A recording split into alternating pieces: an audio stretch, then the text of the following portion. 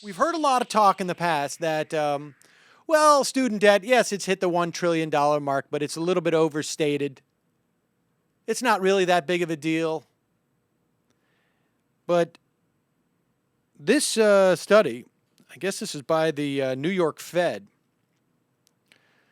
shows a very disturbing trend in student debt, that it actually affects middle-aged people more than anyone else.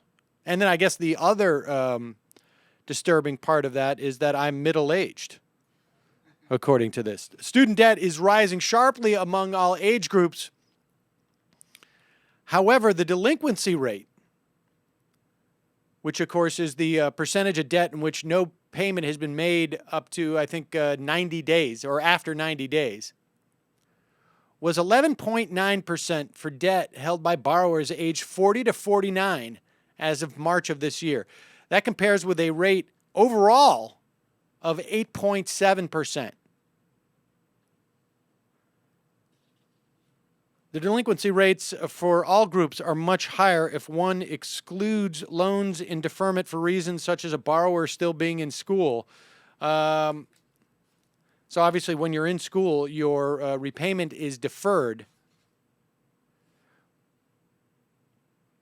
Two-thirds of the nation's $900 billion in student debt is held by Americans under 40. So understand what happens here. Now, it's not quite clear that this is a historical trend, but there's evidence to believe that that student debt becomes most difficult to bear in your 40s. And if we have two-thirds of student debt held by people under the age of 40, we're going to be headed into a tsunami over the next 10 to 15 years. And of course, the problems that people suspect create this higher incidence of delinquency, people over the age of 40, between the ages of 40 and 49, I should say, that not only are these people still paying off their college balances, but they are more likely probably to own homes that have now decreased in value. And we have job loss amongst these people. And then, of course, you've got parents who are now paying for their kids' college loans and taking out more loans. Fed data shows that the number of Americans with student debt rose to 37 million this year from 23 million just 7 years ago. Since 2005, the number of Americans in their 50s with student loans has doubled to 4.6 million, and borrowers in their 60s and older have more than tripled to 2.2 million. So we have more and more Americans getting student debt. They're becoming older, and that becomes more of a problem as you get older, obviously, because you incur more expenses. You have a family, you have more medical costs, et cetera, et cetera.